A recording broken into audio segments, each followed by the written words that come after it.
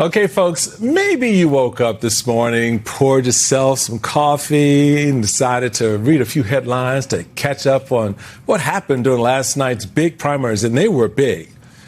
And if you did that, you might be under the impression that Democrats, not Republicans, are the ones that are in complete disarray. Here's the headline from the Wall Street Journal. Michigan Senate primary shows Democrats' fight for party control is far from over. And this one from Punchbowl. A Democratic reckoning begins after the left's showing in Michigan. Or how about this one for Politico? Now, here's some drama.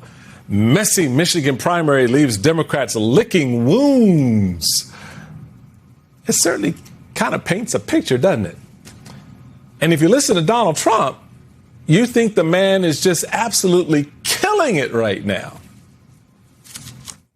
Like, you had a big election last night and a lot of people running, and I endorsed a lot of candidates. And the end result, I was 28 wins and 1 loss. Who was a little bit of a person that I thought was a good person. Didn't have much of a chance, but I said, I don't care. I'm doing it anyway. Good person. Very good. Very respected, but nobody knew who the person was. Well, I'm going to tell you. I want to focus on that 1 loss Donald Trump mentioned. Just a second. Not long. Come on in a little bit closer. Settle up, because this is good. The Trump candidate endorsed in Michigan's 8th congressional district was defeated handily by another candidate who literally dropped out of the race a few weeks ago. Thomas Smith beat Amir Hassan by a whopping 17 points. Again, Smith dropped out on July 16th.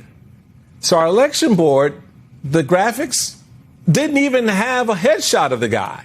You saw a blank head. And we weren't the only ones. So, yeah, the man without the headshot beat the dude endorsed by Trump. Earlier today, another Republican who Trump previously endorsed also fell apart, but for a totally different reason.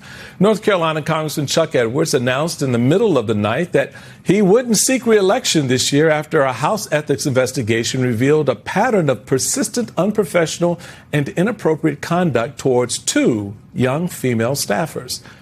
His attorneys say the committee's findings were unfounded, but he's dropping out. And he's far from the only congressional Republican who's tied up in scandal. Ohio Congressman Max Miller is digging his heels in despite accusations of domestic abuse by his ex-wife, including allegations that Miller held a gun to her and fractured their 2-year-old daughter's collarbone.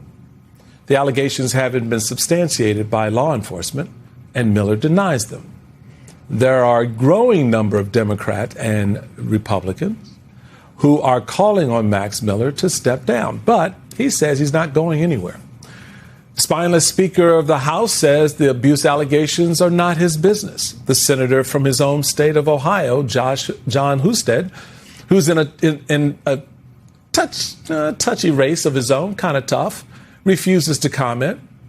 And the leader of the entire Republican Party is offering Max Miller, not the alleged victims, his sympathies. Any comment on Representative Miller? I hope he's able to work it out. I feel badly for him. I feel badly for the accused guy of abuse, says the guy who was found liable for abuse. Sure. Y'all go ahead and tell me which party is in disarray. And what I just laid out is just a slice of the mess coming out of the modern day Republican Party. But if you're Donald Trump, everything is just going great.